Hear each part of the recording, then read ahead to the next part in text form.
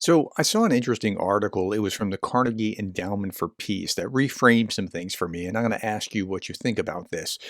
I think that Russia's elites are not on the same page as Putin, and they can't say anything about it, but they're really putting some hope in Donald Trump. And not for the reasons that you thought that he was going to come in and he was going to do everything that Putin wanted him to do, but for very different reasons. Here, this was posted on Twitter, but almost 3 years into the bloodshed, it has become clear to a significant part of the Russian elite that Putin does not and never did have a clear plan of action, and that the stated goals of the war are nothing but empty rhetoric. Huh. Well, so that's from the article. And before we look at the article itself, let's look at this. Michael McFaul put that this is Orwellian, and it's hard for me to believe that anyone takes anything Lavrov says as true, but they do. Now, McFaul was the ambassador to Russia, and Lavrov is the foreign minister from Russia, so he's speaking from something that he understands. And this is Lavrov saying that Russia does not want to attack anyone. It was the USA that attacked Russia through the hands of the Ukrainian regime. But do the Russians really believe that, or is he just speaking the party line? I think he's speaking the party line. This article from the Carnegie Endowment for Peace was really enlightening to me. Russian elites hope Trump will rein in Putin. How about that? The fact that the Russian elites have such high hopes for Trump speaks volumes. Internally, they are striving for normalization, rationalization, and pragmatism, things that Putin cannot give them. I think that's right, because Putin wants to create his legacy and go down in history as Vladimir the Great or some equivalent, and he's trying to return Russian lands and things like that. Many representatives of the Russian elite who expect that Trump and his team will help bring the war to Ukraine in Ukraine to an end. But they don't think about it the way that we talked about it before the American election, where we were talking about how, oh, he's just going to, do whatever Putin wants him to do. He's just going to be a Russian plant. I don't think that's it. And I don't think the Russian elite think that way either. And neither does the author of this article. After Trump's victory in 2016, the mood in Moscow was even more optimistic. He was seen as nothing short of a pro-Russian politician. The reality, however, fell far short of expectations, and that's what we were talking about. It's not a Russian plant. He's not just going to kiss Putin's feet or whatever. During his presidency, the United States withdrew from the Intermediate Range Nuclear Forces Treaty, began supplying Ukraine with lethal weapons, and continued to expand anti-Russian sanctions. So where Obama sent some blankets and food and other humanitarian aid to Ukraine, Trump actually sent lethal force to Ukraine. And the Intermediate Range Nuclear Forces Treaty was they got out of that because the Russians were already creating things like the recent missile, the Orishnik kind of missile. And they were like, look, if you're going to cheat, we're going to get out of the treaty. Now, many in the Russian elites are once again pinning their hopes in the Republican president-elect. But there's a fundamental difference from 2016. These hopes are not now for Trump as some sort of Russian agent, but as an external force capable, unlike the elites themselves, of solving Russia's main problem right now. Well, what's that main problem? It's actually Putin. It's actually Putin and his ideological quest for, reuniting the mighty Russian state or USSR 2.0 or whatever you want to think of it as. The hopes Trump has given rise to are also a reflection of the war fatigue felt by the Russian elites and public as a whole. Yeah, they're feeling it. Like, you think that they're feeling it in Ukraine. Yes, they're feeling it in Ukraine. They're battered. But the Russian economy is really in such tremendously bad shape. And the reason for that is, like, if you're losing all these men, it's going to have a deleterious effect on industry. Like, you can't staff the jobs, and you're taking people away from the jobs that you can staff back into the army by force if necessary. And you're incentivizing even more by paying higher wages. And that's creating job vacancies, which creates inflation, which creates people that are stealing butter from the stores just to survive. It's a bad scene in Russia right now. Russian President Vladimir Putin sketched the outlines of his vision for a ceasefire a long time ago, but it would take Russia years to fully implement its conditions, such as taking control of the Ukrainian regions of Kherson and Zaporizhia, even if it's possible. Yeah, so they're going to take these 4 oblasts all the way to their previously recognized borders, and they're claiming that territory that they never controlled is actually part of Russia. It's kind of absurd. In other words, the Russian president is stubbornly demanding the impossible. I think that's fair. He is asking for the impossible, and he's asking for people to go. Now, I don't know if Putin's just delusional, or if he just thinks if I just keep pushing, something will happen, or what exactly. I think he needs the war in order to stay in power. If he loses the war, he's out of power, and he can't win the war. He hasn't been able to win the war, so he just has to keep fighting. He's kind of in a bind.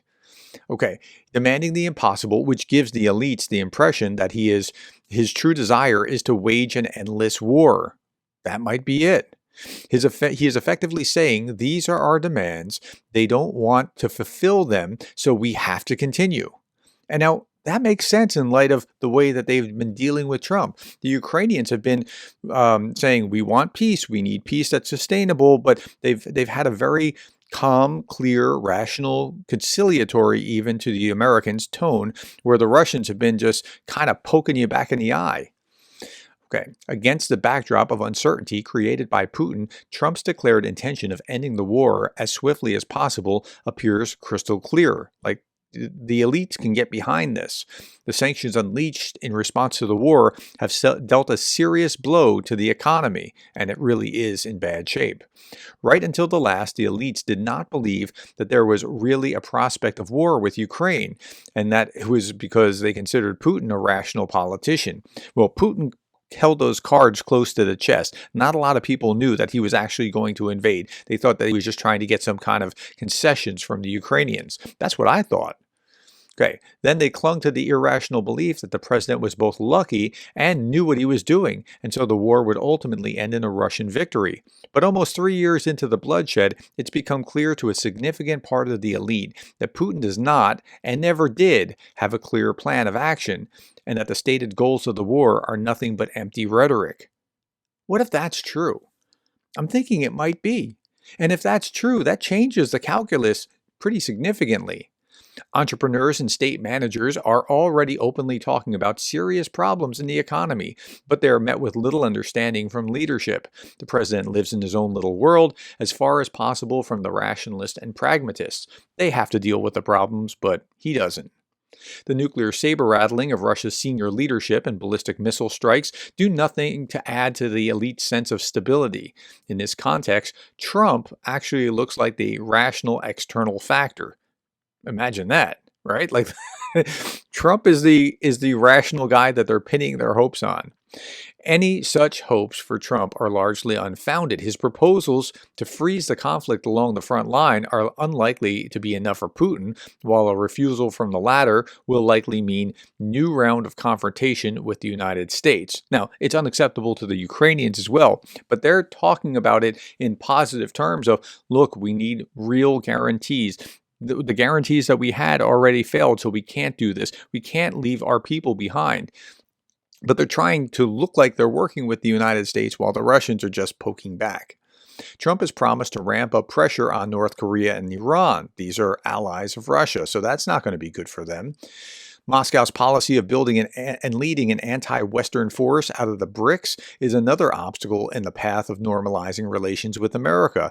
And Trump just came out on Truth Social and basically slammed the idea of a BRICS currency and that there would be 100% tariffs for anyone in the BRICS. Yeah, so a lot of things are not breaking the right way for Putin here. Nevertheless, the mere prevalence of such hopes among Russian elites speaks volumes that they hope in Trump rather than in Putin. They are striving for normalization. Putin cannot give them that normalization. Many representatives of the elite essentially recognize the supreme arbitration of the United States in this conflict, which makes Putin not an equal of the United States, but he's subordinate to whatever the United States is going to do. That's a really interesting place for Putin to be when he really just wants to be seen as a peer. Many in Russia yearn for a pragmatic and rational leader. Now, this was in the Carnegie Endowment for Peace. I don't think that this is something that is, off in left field. I think that there's something clear about that. And when uh, Lavrov was being interviewed the other day by Tucker Carlson, he was saying these maximalist demands of we want you not to be in NATO and we want all of Donetsk, Luhansk, Kherson, and Zaporizhia. Well, that's a non-starter for the Ukrainians. You can't possibly get everything. And he knows that. Certainly he knows that. But he's still singing the song. But the elites are not on the same page. And that leads us to, well, Putin. Putin is still in this zone where does he really believe what he's saying? So this was an article from 2024, January, so almost a year ago. Russia boasts it's beating sanctions, but its longer-term prospects are bleak. So I'm wondering if Putin is really living in reality or if he's just in magical thinking or if he just feels like he has nowhere else to go or just what. Tell me what you think in the comments below. I think there's some truth to what the article said about the elites wanting, putting their faith in Trump, which is weird that Russian elites are doing that, but not because he's just going to do Putin's will, but because he can effectively potentially stop Putin. Isn't that interesting?